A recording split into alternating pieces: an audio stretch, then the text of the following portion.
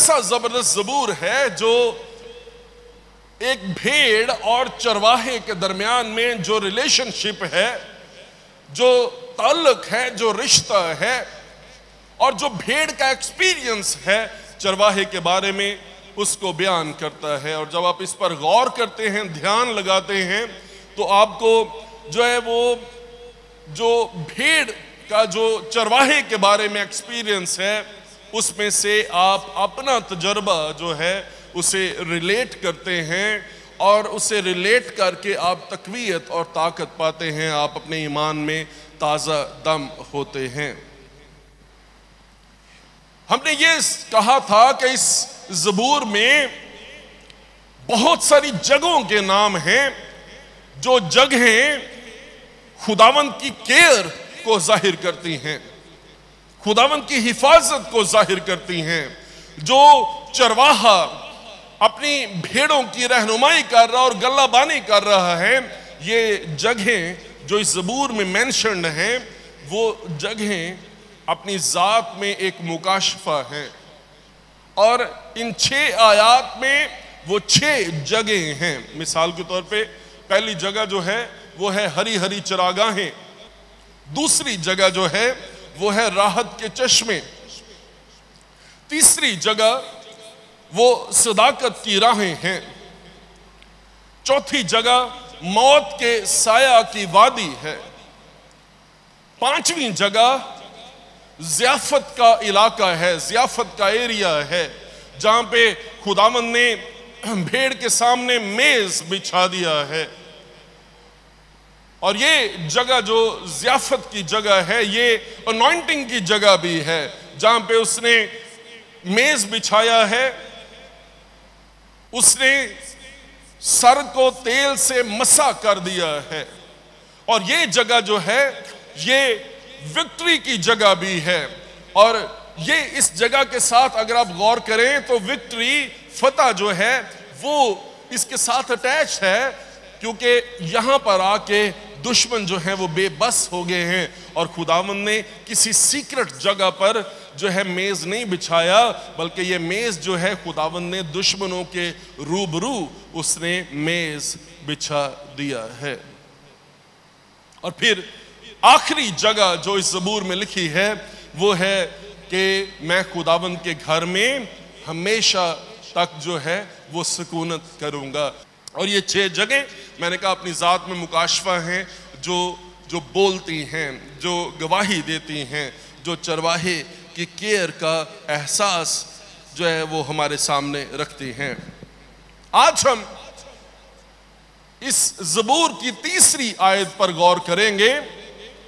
और जो इसकी तीसरी आयत है वो बहुत ही ज़बरदस्त आयत है, लेकिन इस तीसरी आयत का अगर आप पहला हिस्सा पढ़ें तो जो हरी हरी चरागाहों में बिठाना है और राहत के चश्मों के पास जो लेकर जाना है, अब इसमें जो फिजिकल ब्लेसिंग्स हैं, जो चरवाहे ने जस्मानी बरकत भेड़ को बख्शी हैं, उनमें उस फ्लो में, उस बयान में थोड़ा सा आपको रुकावट आती हुई महसूस होती है, थोड़ी सी रुकावट आती हुई महसूस होती है। जहाँ पे वो कहता है वो मुझे राहत के चश्मों के पास ले जाता है, वो उसके साथ ही वो कहता है वो मेरी जान को बहाल करता है। ही रिस्टोर्स माई सोल, बहाल करना, रिस्टोर करना। और रिस्टोर उस वक्त किया जाता है जब आपकी जिंदगी में कोई सेटबैक आ जाता है, जब कोई रुकावट आ जाती है, जब कमजोरी आ जाती है, जब आप किसी वजह से रुक जाते हैं, थम जाते हैं। कोई बीमारी का हमला आपकी जिंदगी में हो सकता है, कोई ऐसी चीज है जिसने आपको असरअंदाज कर दिया है और आपको रोक दिया है। ऐसी हालात में चरवाहा जो है उसकी शिफा देने वाली कुव्वत और कुदरत जो है वो सामने आती है। और यहोवा राफे जो है खुदावंद जो आपका शाफी खुदा है, वो शाफी खुदा काम करने लगता है। उसकी शिफा देने वाली कुदरत जो है वो आपकी जिंदगी में जाहिर होना शुरू होती है, और खुदावंद जो है वो आपको बहाल कर देता है। और ये जो खुदावंद का बड़ा काम है, ये काम जो है ये आपको ज़बूर नंबर 23 और उसकी तीसरी आयत का पहला हिस्सा जो है वो उसकी तकमील आपको होती हुई नजर आती है। ये जो तकमील है ये आपको यसाया 53 बाब की तकमील जो है वो आपको अपनी जिंदगी में होती हुई नजर आती है, जहां पे ये लिखा है कि हम सब भेड़ों की मानिंद भटक गए, हमारी सलामती के लिए खुदावंद पर सियासत हुई। और फिर उसके बाद ये लिखा है कि उसी के मार खाने से हमने शिफा पाई है, उसी के मार खाने से हमने शिफा पाई है। सो खुदावंद जो है वो अच्छा चौपान है, वो अपनी भेड़ों को शिफा दे देता है, वो बहाल कर देता है। जहां पे आप स्ट्रक हो जाते हैं, जहां पे आप वीकनेस का शिकार हो जाते हैं, कोई बीमारी आप पर हमलावर हो जाती है, तो खुदावंद जो है उसकी लविंग केयर आपके साथ रहती है। अजीब बात यह है कि जो गले की जो भेड़ बीमार हो जाए और कमजोर हो जाए, वो उस भेड़ को वहीं पे छोड़ नहीं देता। उसकी जर्नी, चरवाहे का सफर जो है वो भेड़ के साथ है। और जहां पे भेड़ को रेस्टोरेशन की जरूरत है, जहां पे भेड़ को शिफा की जरूरत है, जहां पे भेड़ को बहाली की जरूरत है, चरवाहा अपनी जर्नी को रोक देता है और वो भेड़ के साथ खड़ा हो जाता है, और वो भेड़ को अटेंड करता है और भेड़ को रिस्टोर कर देता है, बहाल कर देता है। आमीन। यूं लगता है जैसे भेड़ की शिफा के लिए यसाया 53 बाब जो है, शिफा की जरूरत भेड़ को है, लेकिन अपने आप को पेश कर दिया है अपनी कमर को पीटने वालों के, अपनी दाढ़ी को नोचने वालों के हवाले कर दिया है। उसने अपने चेहरे को थूकने वालों के हवाले कर दिया है। उसकी कमर पर पड़ने वाला एक एक कोड़ा जो है वो भेड़ की शिफा, भेड़ की जो बहाली है उसकी दलील और जमानत बन गया है। सो भेड़ की रेस्टोरेशन के लिए जो चरवाहा है उसने मार खा ली है, उसने कीमत अदा की है, उसने खून बहाया है, उसने दाम चुकाया है ताकि भेड़ जो है वो रिस्टोर हो जाए। और चरवाहे की ये लविंग केयर, चरवाहे की ये मोहब्बत भरी शफकत और ख्याल आपको किसी और जगह पर, किसी और मजहब में नहीं मिलता। और फिर उसके बाद जब उसकी जान बहाल हो जाती है, तो ये भेड़ जो सफर पर गामजन है, रवा दमा है, हर लम्हे भेड़ ने फैसला करना है कि उसने कौन सा रास्ता इख्तियार करना है। कभी आप गौर करें, हर लम्हे आप फैसला करते हैं। जिंदगी गुजारते हुए हर लम्हे, हर वक्त हमें फैसला करने की जरूरत होती है। जब आप अपने घर से निकलते हैं, आप रास्तों पर होते हैं, शाहराहों पर होते हैं, आप चौराहे पर जाते हैं, आप चौक में जाते हैं, आपने सीधा जाना है, आपने लेफ्ट जाना है, आपने राइट जाना है, आपने किस तरफ जाना है, आपने फैसला करना है। आप सुकड़े हुए रास्तों पर जाते हैं, आप कुशादा रास्तों पर जाते हैं, आप खुली शाहराहों पर जाते हैं, आप मोटरवेज पर ट्रैवल करते हैं, आप देहात के छोटी छोटी जो सड़कें और सोलिंग्स हैं उन पर आप जाते हैं। आप हर लम्हे रोशनियों से घिरे होते हैं। कहीं आप रेड लाइट देखते हैं और आप रुक जाते हैं, कहीं आप जर्द रोशनी देखते हैं और आप केयरफुल हो जाते हैं, कहीं आप ग्रीन लाइट देखते हैं और आप गुजर जाते हैं। आप बंद होते हुए रास्तों को देखते हैं, आप डाइवर्जन्स को देखते हैं, आप सड़क पर रोड वर्क्स को देखते हैं, आप अपने रास्ते को तब्दील कर लेते हैं, आप यू टर्न को देखते हैं कि आगे सड़क बंद है और आपने यू टर्न ले लें, आप वापस चले जाएं। हर लम्हे, हर लहजा आपने फैसला करना होता है। अब ऐसे हालात में भेड़ इंसान की इस हकीकत का बयान करती है और वो ये कहती है कि जब मैं क्रॉस रोड्स पर आ जाती हूं, जहां पे 8-8 रास्ते एक वक्त में निकल रहे हैं, अब उस वक्त मैंने कौन सा रास्ता इख्तियार करना है? जब मैं कंफ्यूज हो जाऊं, उस कंफ्यूजन में मुझे जरूरत है कि मैं किसी पर डिपेंड करूं। और कभी आपने गौर किया है कि आजकल रास्ता तलाश करने के लिए, अपनी मंजिल पर पहुंचने के लिए बहुत बार हम गूगल मैप्स का इस्तेमाल करते हैं, क्योंकि हम अपने मंजिल पर सेफली पहुंचना चाहते हैं और हम समझते हैं कि हर जगह पर डाइवर्जन्स होंगी, हर जगह पर बहुत सारे रास्ते आएंगे।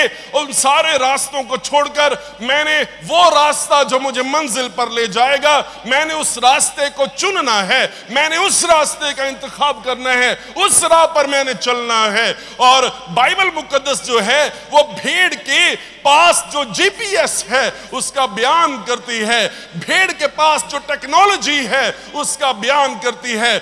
भेड़ मुकम्मल तौर पर जो है ऐसे हालात में जहां पे कंफ्यूजन है, जहां पे फैसला साजी है, जहां पे क्रॉस रोड्स हैं, जहां पे छोटे रास्ते हैं, जहां पे पगडंडियां हैं, जहां पे मोटरवेज हैं, जहां पे हाईवेज और बाईवेज हैं, उन जगहों पर भेड़ के पास एक टेक्नोलॉजी है।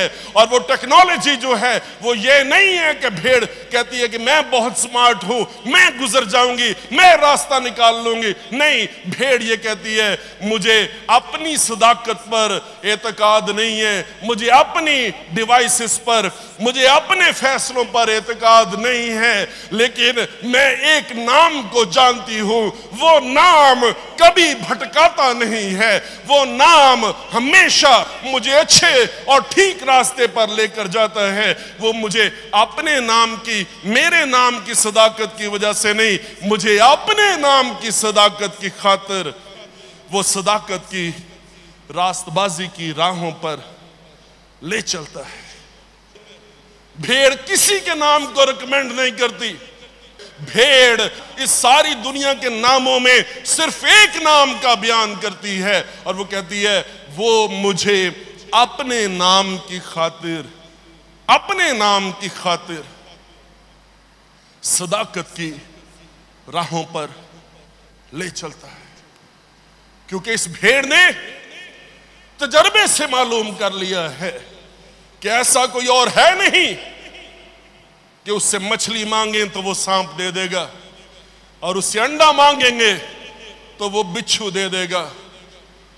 वो जानती है कि वो नाम सदाकत का नाम है, वो नाम रास्तबाजी का नाम है, वो नाम झूठे वादों का नाम नहीं है, वो नाम जो कुछ कहता है वो पूरा करता है, उसके कलाम में कुव्वत और कुदरत और ताकत है।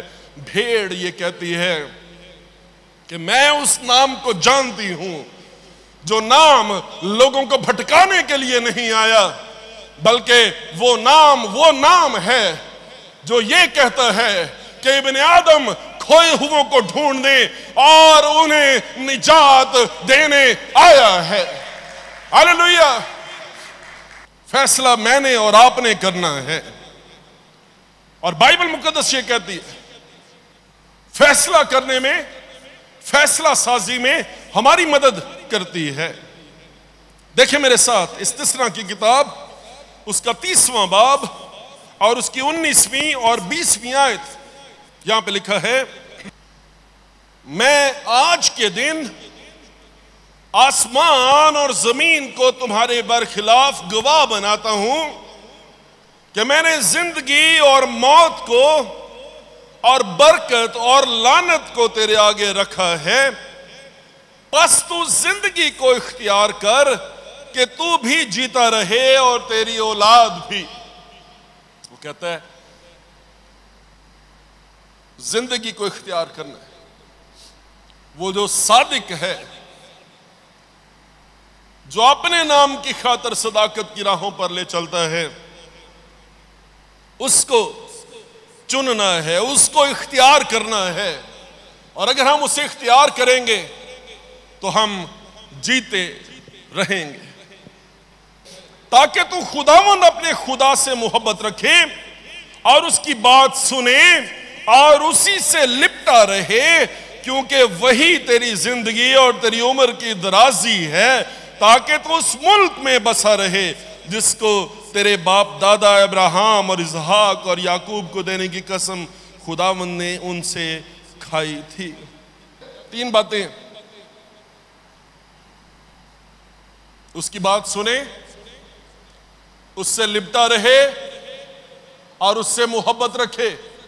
अगर ये तीनों काम करेंगे और खुदावंद को इख्तियार करेंगे, खुदावंद के साथ चलेंगे, तो बाइबल मुकद्दस क्या कहती है?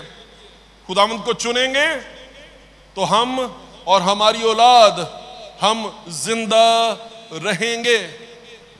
और ये जो लिपटने की बात है ना, लिपटने की, खुदावंद की बात को सिर्फ सुनना नहीं है, खुदावंद से लिपट जाना है और खुदावंद से मोहब्बत रखनी है। और अगर आप ऐसा करेंगे, उसकी बात को सुनेंगे, उसके रास्ते को इख्तियार कर लेंगे, है ना, आप चुन लेंगे, जिंदगी देने वाले खुदा को चुन लेंगे, तो बाइबल मुकद्दस कहती है कि आप जीते रहेंगे, आपका भला होगा, आपका भी भला होगा, आपकी औलाद का भी भला होगा, वो भी जिंदा रहेंगे, वो भी जीते रहेंगे।